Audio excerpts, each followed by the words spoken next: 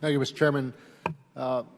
Safety is my first priority. There's no question, and positive train control is a necessary tool to improve safety. But the fact of the matter is that most railroads will not have the technology installed by December 31st, 2015 deadline. Today, I'm wondering what happens on January 1st, 2016, if the deadline remains. Mr. Lonegro, today, Ms. Feinberg again committed to hold the railroads accountable for not meeting the PTC deadline, including potential fines and restrictions of service. If the deadline is not extended, what actions will the railroads likely take? I want to know what's going to happen on January 1st. Well, sir, there's one way to be compliant with the deadline, and that's not to move TIH, PIH commodities or passengers, which is an untenable situation if you're a passenger agency or a TIH, PIH shipper. So the railroads right now are in a very difficult place with a deadline that can only be congressionally moved. So we, again, have a lot of folks that are evaluating how we look at the common carrier obligation and how we look at the PTC mandate to, in essence, figure out is there a way to navigate through, breaking the law on one hand or breaking the law on the other hand. And we have a very similar situation with Amtrak and the commuter agencies where we're required to move the passengers or allow them to move their passengers over our lines. And again, we have a PTC mandate and we have a passenger requirement, and I hate to say we're being backed into a corner in terms of which law should we violate, and it may be that the path forward, it really does involve cessation of service, but we're all looking at that, we're all evaluating. Heard a member earlier talk about increased tort liability. We certainly worry about that as well. So it's an untenable situation, as I mentioned in my opening statement.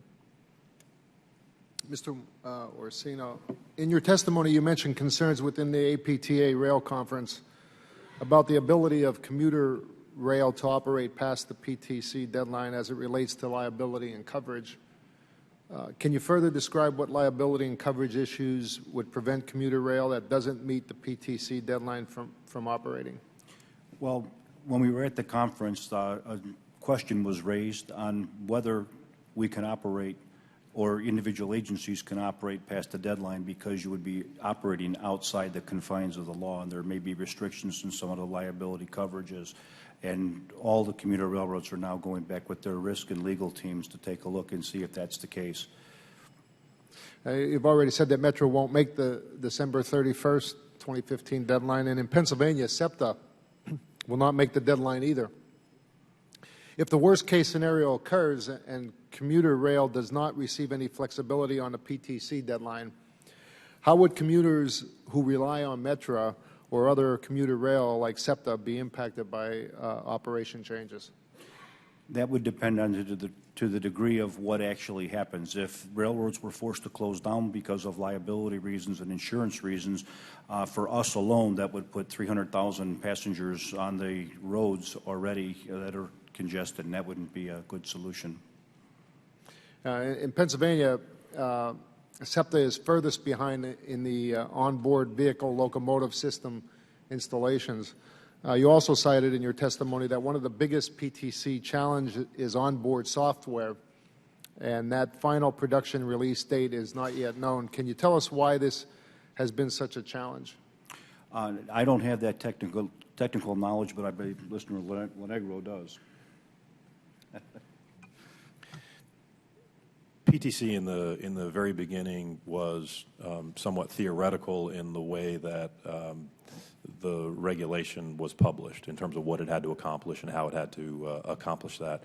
And so we took a system that was much smaller, much less complicated, and much less mature, and are through the period of the last 7 years really working to the point where it can comply with all of the regulations and the functionality that has been required. I would tell you that from a software perspective, we are getting closer, meaning, arguably the end of the year, we could have a piece of software that is very, very close. At the same time, we have committed to not implement software that has any critical defects or severe defects. but yet we are willing to deploy software with medium or minor defects, right? So we're not really trying to get to perfect necessarily, but we are making sure that it can provide all the functionality and doesn't create a situation where a safety problem is introduced. Just in the last month or so, we have found a safety critical defect in the onboard software, which has to be corrected, has to be retested, has to be taken back to the field, and the same holds true for the back office software. So, these are people in the supplier community. This is their business, right? This is what they do for a living. And if they're unable, to tackle the technical challenge that has been put in front of all of us, that gives you some understanding of the complexity of the challenge that we have, because that's just one piece of the puzzle. Thank you. Thank you, Mr. Chairman.